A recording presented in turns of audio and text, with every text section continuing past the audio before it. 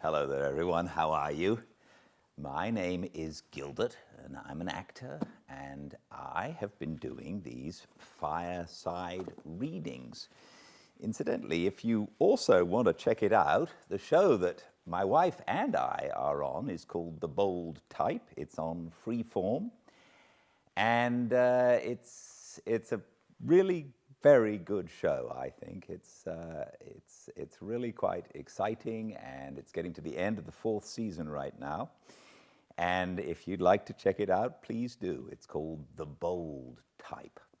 You can find it on Hulu as well as on Freeform. I have been reading Dracula to everyone, and we are currently at chapter 15. What happened in chapter 14, initially Mina Harker, who's Jonathan Harker's new wife, was got in touch with by Dr. Van Helsing.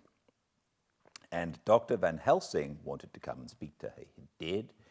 He read her diary, he read Jonathan's diary, and he told Jonathan that everything he remembered from the castle in Transylvania was true, and this calmed Jonathan's mind and Mina's. Also, however, we found that the little children on the heath who had been being hurt by some animal that was biting them, according to Dr. Van Helsing, who claimed to know what was biting them, when he was telling Dr. Seward asked him what made them. And the chapter prior to this one ended with Van Helsing saying, they were made by Miss Lucy. And Miss Lucy, as we know, is dead. Welcome to a fireside reading of Dracula, chapter 15. Dr. Seward's diary continued. For a while, sheer anger mastered me. It was as if he had, during her life, struck Lucy in the face. I smote the table hard and rose up as I said to him, Dr. Van Helsing, are you mad? He raised his head and looked at me, and somehow the tenderness of his face calmed me at once. Would I were, he said. Madness were easy to bear compared with truth like this. Oh, my friend, why think you did I go so far round? Why take so long to tell you so simple a thing? Was it because I hate you and have hated you all my life? Was it because I wished to give you pain? Was it that I wanted now, so late, revenge for that time when you saved my life and from a fearful death? No. Forgive me, said I. He went on. My friend, it was because I wished to be gentle in the breaking to you, for I know you have loved that so sweet lady. But even yet I do not expect you to believe. It is so hard to accept at once any abstract truth that we may doubt such to be possible when we have always believed the no of it. It is more hard still to accept so sad a concrete truth, and of such a one as Miss Lucy. Tonight I go to prove it. Dare you come with me? This staggered me. A man does not like to prove such a truth. Byron accepted from the category jealousy, and prove the very truth he most abhorred. He saw my hesitation and spoke. The logic is simple. No madman's logic this time, jumping from tussock to tussock in a misty bog. If it be not true, then proof will be relief. At worst, it will not harm. If it be true, there is the dread. Yet very dread should help my cause, for in it is some need of belief. Come, I tell you what I propose. First, that we go off now and see that child in the hospital. Dr. Vincent of the Northern Hospital, where the papers say the child is friend of mine, and I think of yours, since you were in class at Amsterdam. He will let 2 scientists see his case, if he will not let 2 friends. We shall tell him nothing, but only that we wish to learn. And then he took a key from his pocket and held it up. And then we spend the night, you and I, in the churchyard where Lucy lies. This is the key that lock her tomb. I had it from the coffin man to give to Arthur. My heart sank within me, for I felt that there was some fearful ordeal before us. I could do nothing, however, so I plucked up what heart I could and said that we had better hasten, as the afternoon was passing. We found the child awake. It had not slept and taken some food, and altogether was going on well.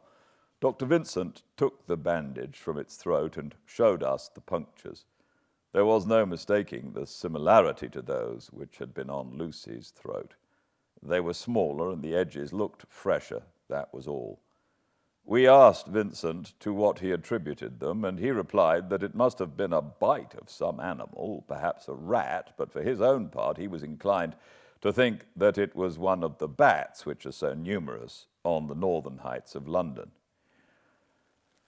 Out of so many harmless ones, he said, there may be some wild specimen from the south of a more malignant species.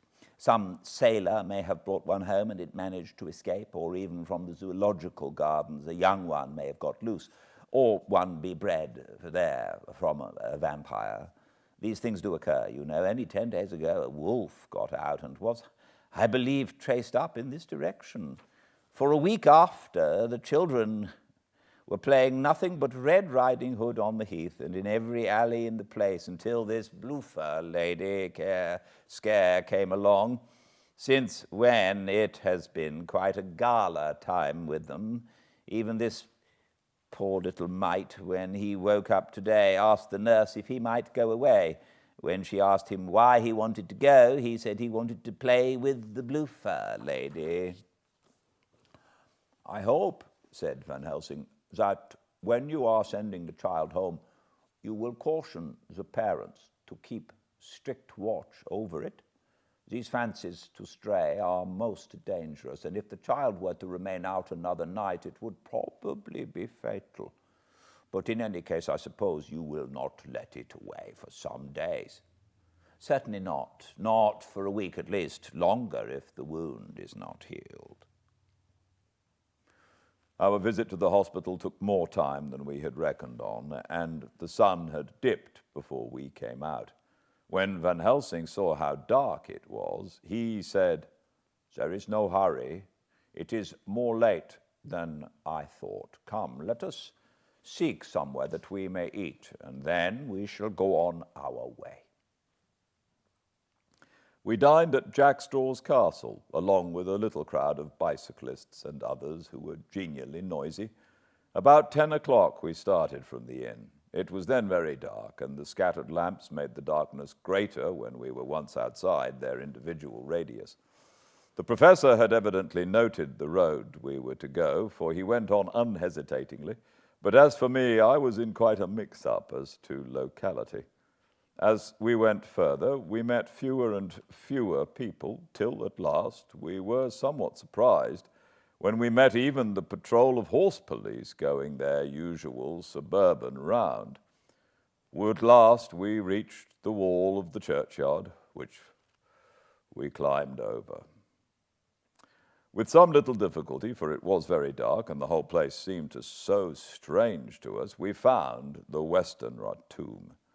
The professor took the key, opened the creaky door, and standing back politely but quite unconsciously, motioned me to precede him. There was a delicious irony in the offer, in the courtliness of giving preference on such a ghastly occasion. My companion followed me quickly and cautiously drew the door to after carefully ascertaining that the lock was a falling and not a spring one. In the latter case, we should have been in a bad plight. Then he fumbled in his bag and, taking out a matchbox and a piece of candle, proceeded to make a light. The tomb in the daytime, and when wreathed with fresh flowers, had looked grim and gruesome enough, but now, some days afterwards, when the flowers hung lank and dead, their whites turning to rust and their greens to browns, when the spider and the beetle had resumed their accustomed dominance, when time discolored stone and dust-encrusted mortar and rusty dank iron and tarnished brass and clouded silver plating give back the feeble glimmer of a candle, the effect was more miserable and sordid than could have been imagined. It conveyed irresistibly the idea that life, animal life, was not the only thing which could pass away. Van Helsing went about his work systematically, holding his candle so that he could reach the coffin plates, and so holding it that the sperm dropped in white patches which congealed as they touched the metal. He made assurance of Lucy's coffin, another search in his bag, and he took out a turn screw. "What are you going to do?" I asked. "To open the coffin.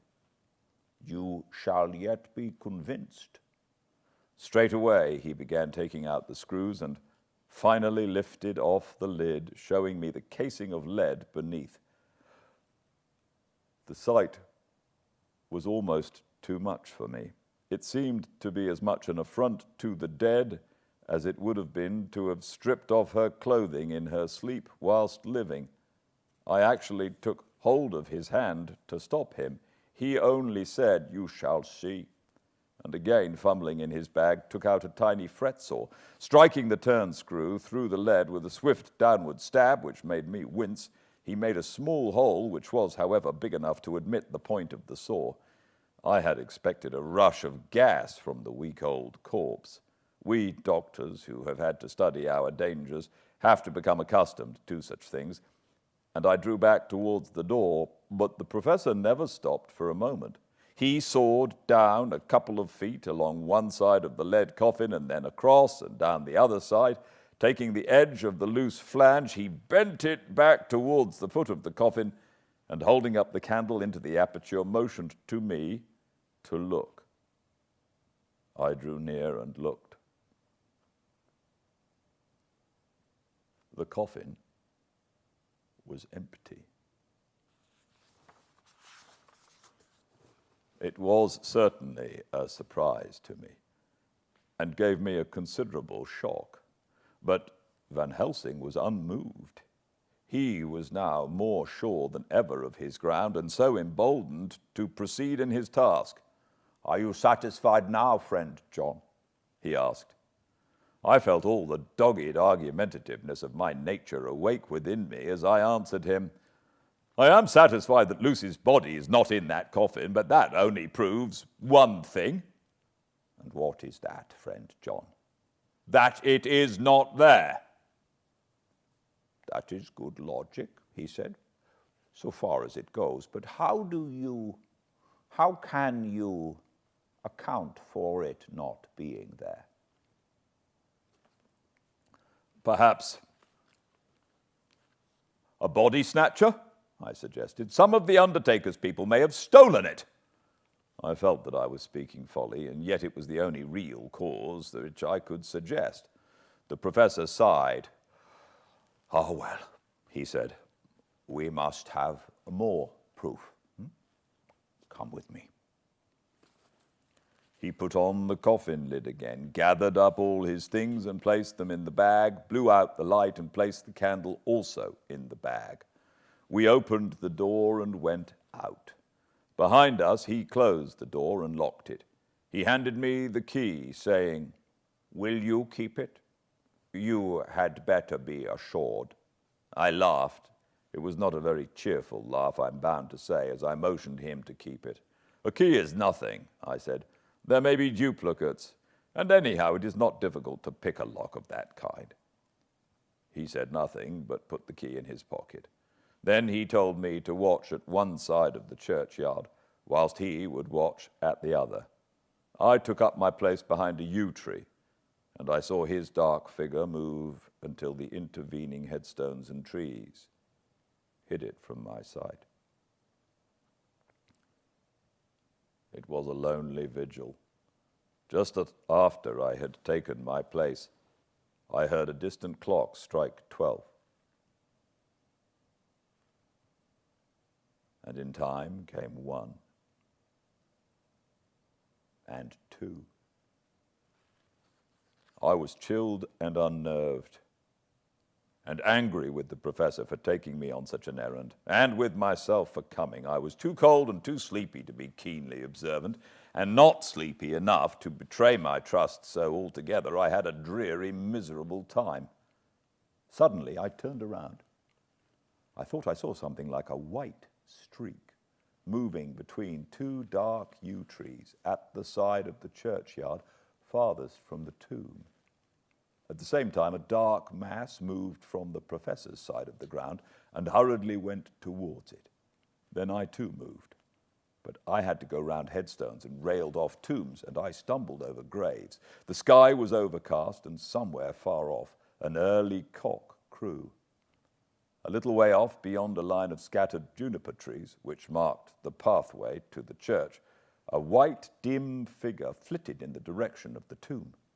The tomb itself was hidden by trees, and I could not see where the figure disappeared. I heard the rustle of actual movement where I had first seen the white figure, and coming over found the professor holding in his arms a tiny child. When he saw me, he held it out to me and said, "Are you satisfied now?" "No," I said, in a way that I felt was aggressive. "Do you not see the child?" "Yes, it is a child, but who brought it here? And is it wounded?" I asked. "We shall see," said the professor. And with one impulse, he took our way out of the churchyard, he carrying the sleeping child. When we had got some little distance away, we went into a clump of trees and struck a match and looked at the child's throat. It was without a scratch or scar of any kind. "Was I right?" I said triumphantly. "We were just in time," said the professor, thankfully. We had now to decide what we were to do with the child, and so consulted about it.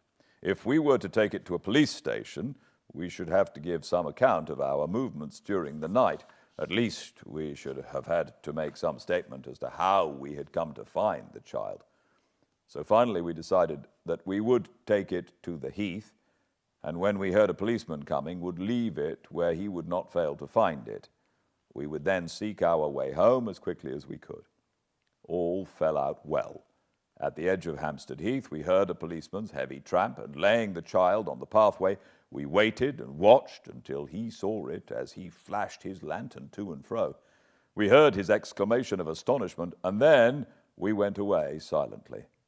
By good chance, we got a cab near the Spaniards and drove to town. I cannot sleep, so I make this entry, but I must try to get a few hours' sleep, as Van Helsing is to call for me at noon. He insists that I shall go on with him on another expedition. 27th of September. It was 2:00 before we found a suitable opportunity for our attempt. The funeral held at noon was all completed, and the last stragglers of the mourners had taken themselves lazily away. When, looking carefully from behind a clump of alder trees, we saw the sexton lock the gate after him, we knew then that we were safe till morning, did we desire it. But the professor told me that we should not want more than an hour at most. Again, I felt that horrid sense of the reality of things in which any effort of imagination seemed out of place. And I realized distinctly the perils of the law which we were incurring in our unhallowed work.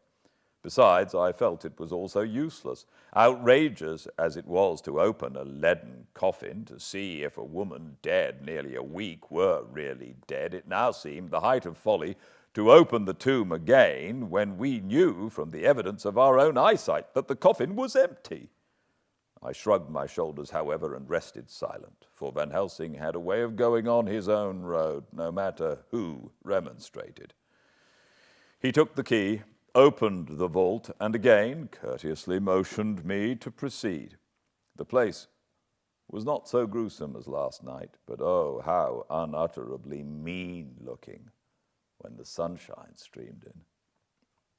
Van Helsing walked over to Lucy's coffin, and I followed. He bent over and again forced back the leaden flange, and then a shock of surprise and dismay shot through me. There lay Lucy, seemingly just as we had seen her the night before her funeral. She was, if possible, more radiantly beautiful than ever, and I could not believe that she was dead. The lips were red, nay, redder than before, and on the cheeks was a delicate bloom. "Is this a juggle?" I said to him. "Are you convinced now?" said the professor in response, and as he spoke, he put over his hand and in a way that made me shudder, pulled back the dead lips and showed the white teeth. "See," he went on, "see, they are even sharper than before. With this and this," he touched one of the canine teeth and that below it, "the little children can be bitten. Are you of belief now, friend John?" Once more, argumentative hostility woke within me. I could not accept such an overwhelming idea as he suggested. So, with an attempt to argue, of which I was even at the moment ashamed, I said, "She may have been placed here since last night." "Indeed, then, if that is so, by whom?" "I do not know. Someone has done it." "And yet she has been dead 1 week. Most peoples in that time would not look so." I had no answer for this, so was silent. Van Helsing did not seem to notice my silence. At any rate, he showed neither chagrin nor triumph.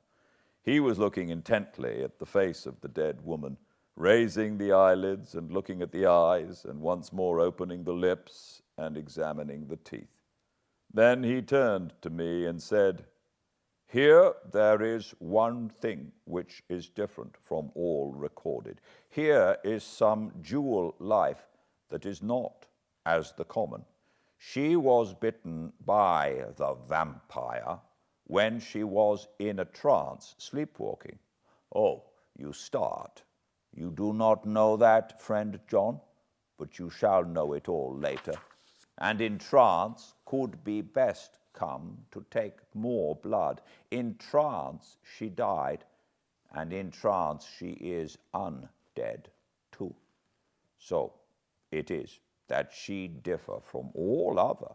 Usually when the undead sleep at home," as he spoke, he made a comprehensive sweep of his arm to designate what to a vampire was home, "their face show what they are, but this so sweet that was when she not undead, she go back to the nothings of the common dead. There is no malign there, see, and so it make hard that I must kill her in her sleep."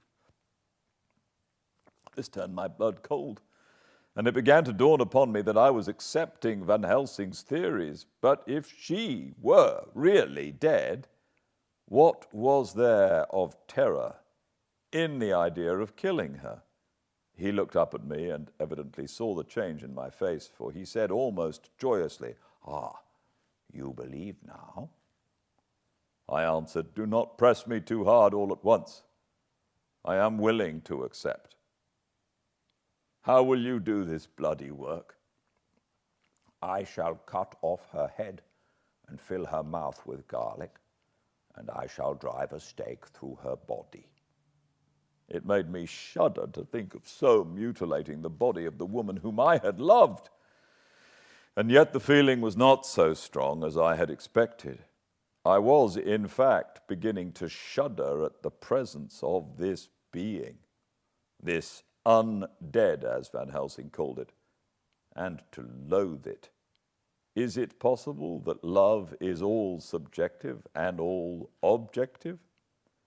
I waited a considerable time for Van Helsing to begin, but he stood as if wrapped in thought. Presently he closed the catch of his bag with a snap and said, "I have been thinking and have made up my mind as to what is best. If I did simply follow my inclining, I would do now, at this moment, what is to be done. But there are other things to follow, and things that are 1,000 times more difficult, in that them we do not know. This is simple. She have yet no life taken, though that is of time. And to act now would wonder be to take danger from her forever. But then we may have to want Arthur, and how shall we tell him of this? If you, who saw the wounds on Lucy's throat, and saw the wounds so similar on the child's at the hospital, if you, who saw the coffin empty last night and full today, with a woman who have not changed, only to be more rose and more beautiful in a whole week after she died, if you know of this, and know of the white figure last night that brought the child to the churchyard, and yet of your own senses you did not believe, how then can I expect Arthur, who know none of these things, to believe? He doubted me when I took him from her kiss when she was dying. I know he has forgiven me, because in some mistaken idea I have done things that prevent him say goodbye as he ought, and he may think that in some more mistaken idea this woman was buried alive, and that in most mistake of all we have killed her. He will then argue back that it is we, mistaken ones, that have killed her by our ideas, and so he will be much unhappy always. Yet he never can be sure, and that is the worst of all. And he will sometimes think that she he loved was buried alive, and that will paint his dreams with horrors of what she must have suffered, and again he will think that we may be right, and that his so beloved was after all an undead.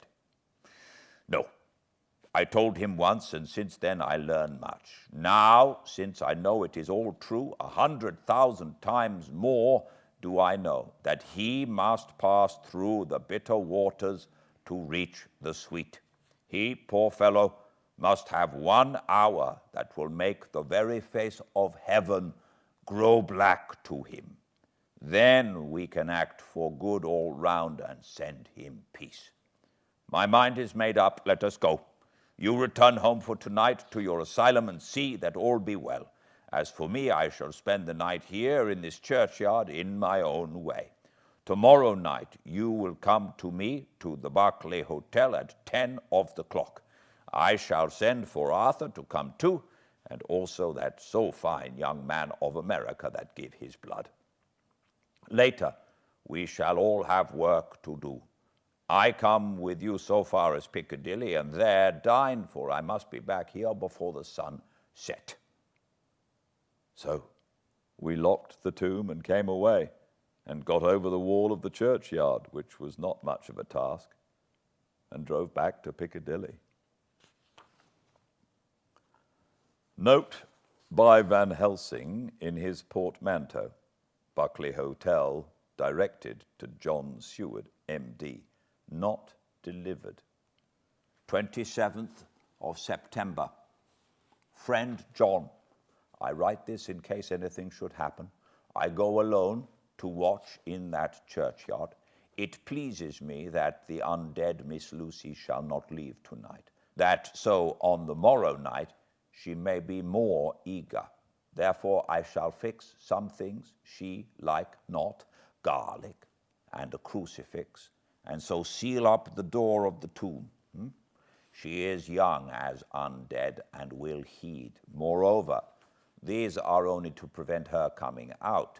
They may not prevail on her wanting to get in. For when the undead is desperate and must find the line of least resistance, whatsoever it may be, I shall be at hand all the night from sunset till after the sunrise, and if there be aught that may be learned, I shall learn it. For Miss Lucy or from her I have no fear, but that other to whom is there that she is undead, he have now the power to seek her tomb and find shelter. He is cunning, as I know from Mr. Jonathan, and from the way that all along he have fooled us when he played with us for Miss Lucy's life, and we lost. And in many ways the undead are strong. He have always the strength in his hand of 20 men. Even we 4 have gave our strength to Miss Lucy. It also is all to him. Besides, we can summon his wolf, and I know. Besides, he can summon his wolf, and I know not what. So, if it be that he come thither on this night, he shall find me, but none other shall, until it be too late. But it may be that he will not attempt the place. There is no reason why he should. His hunting ground is more full of game than the churchyard where the undead woman sleep, and the one old man watch. Therefore I write this in case. Take the papers that are with this, the diaries of Harker and the rest, and read them, and then find this great undead, and cut off his head and burn his heart, or drive a stake through it, so that the world may rest from him. If it be so, farewell. Van Helsing. Dr. Seward's diary. 28th of September. It is wonderful what a good night's sleep will do for one. Yesterday I was almost willing to accept Van Helsing's monstrous ideas, but now they seem to start out lurid before me as outrages on common sense. I have no doubt that he believes it all. I wonder if his mind can have become in any way unhinged. Surely there must be some rational explanation for all these mysterious things. Is it possible that the professor can have done it himself? He is so abnormally clever that if he went off his head, he would carry out his intent with regard to some fixed idea in a wonderful way.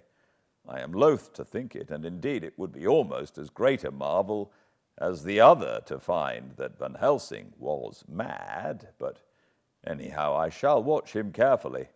I may get some light on the mystery.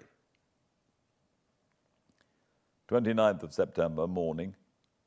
Last night, at a little before 10 o'clock, Arthur and Quincy came into Van Helsing's room.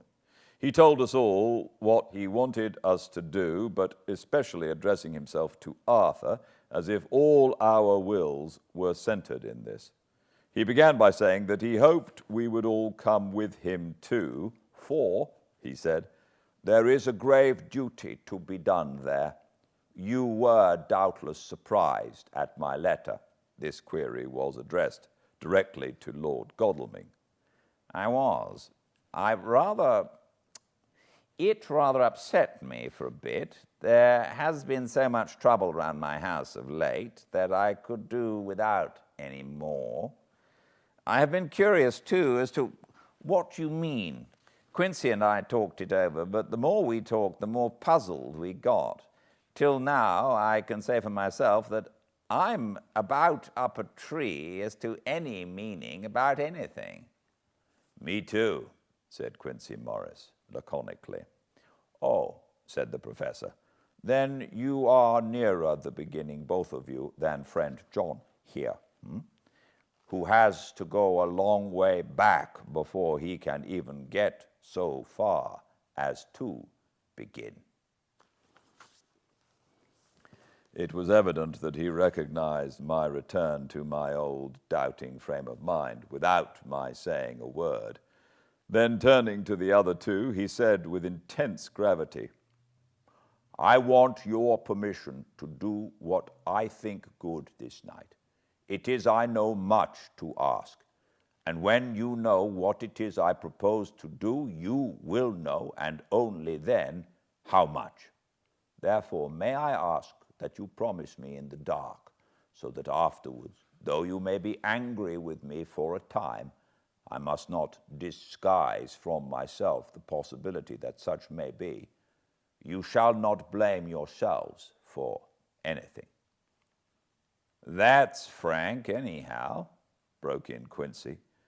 "I'll answer for the professor. I don't quite see his drift, but I swear he's honest, and that's good enough for me." "I thank you, sir," said Van Helsing proudly. "I have done myself the honor of counting you one trusting friend, and such endorsement is dear to me." He held out a hand, which Quincy took. Then Arthur spoke out. "Dr. Van Helsing, I don't quite like to buy a pig in a poke, as they say in Scotland, and if it be anything in which my honor as a gentleman or my faith as a Christian is concerned, I cannot make such a promise. If you can assure me that what you intend does not violate either of these two, then I give my consent at once, though for the life of me I cannot understand what you're driving at." "I accept your limitation," said Van Helsing, "and all I ask of you is that if you feel it necessary to condemn any act of mine, you will first consider it well and be satisfied that it does not violate your reservations." "Agreed," said Arthur. "That is only fair. And now that the pourparlers are over, may I ask what it is we are to do?" "I want you to come with me, and to come in secret to the churchyard at Kingstead." Arthur's face fell as he said in an amazed sort of way, "Where poor Lucy is buried?" The professor bowed. Arthur went on, "And when there, to enter the tomb." Arthur stood up. "Professor, are you in earnest, or is it some monstrous joke? Pardon me, I see that you are in earnest." He sat down again, but I could see that he sat firmly and proudly as one who is on his dignity. There was silence until he asked again, "And when in the tomb?" "To open the coffin." "This is too much," he said, angrily rising again. "I am willing to be patient in all things that are reasonable, but in this desecration of the grave of one who—" He fairly choked with indignation. The professor looked pityingly at him. "If I could spare you one pang, my poor friend," he said, "God knows I would. But this night our feet must tread in thorny paths. Or later and forever, the feet you love must walk in paths of flame." Arthur looked up with set white face and said, "Take care, sir, take care." "Would it not be well to hear what I have to say?" said Van Helsing. "And then you will at least know the limit of my purpose. Shall I go on?" "That's fair enough," broke in Morris. After a pause, Van Helsing went on, evidently with an effort. "Miss Lucy is dead. Is it not so? Yes? Then there can be no wrong to her. But if she be not dead—" Arthur jumped to his feet. "Good God!" he cried. "What do you mean? Has there been any mistake? Has she been buried alive?" He groaned in anguish that not even hope could soften.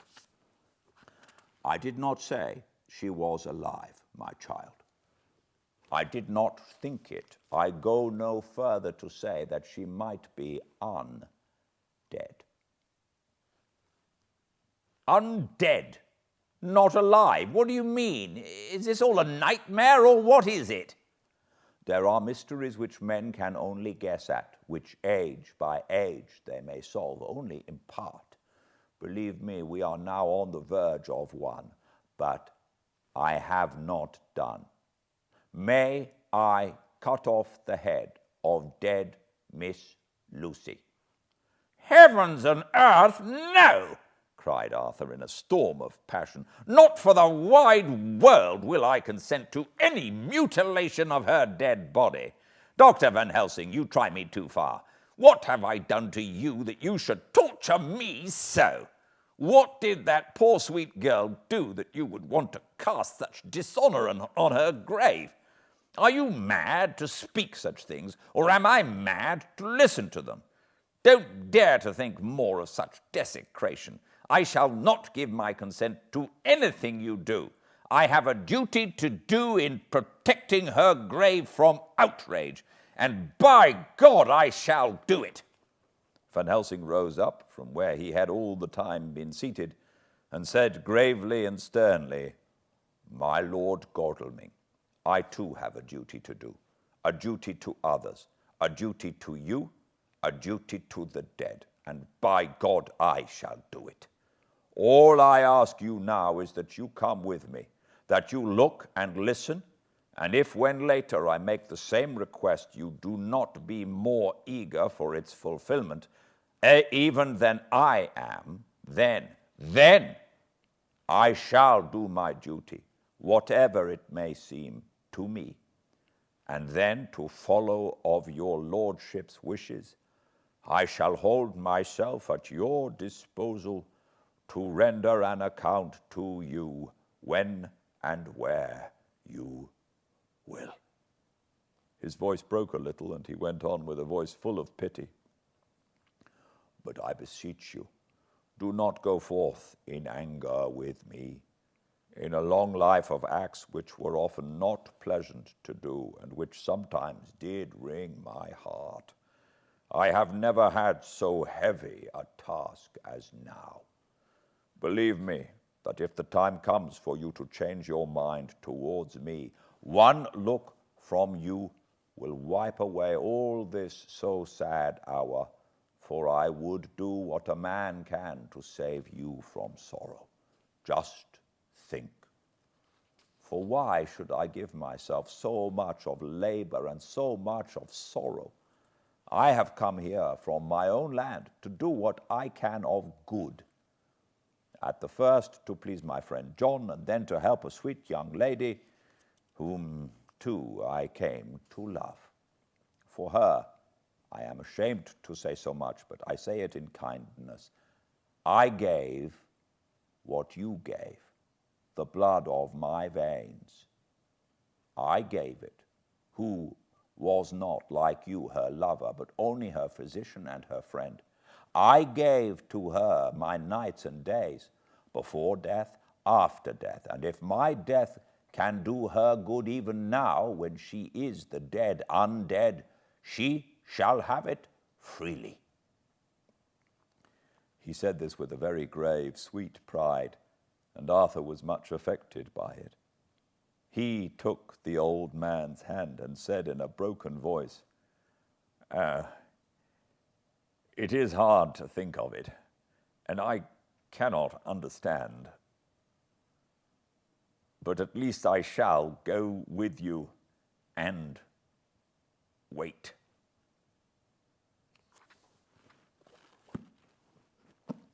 Thank you all so much for joining me, and I look forward to seeing you here tomorrow for the next Fireside Reading of Dracula. Until then, please be very well. Good night.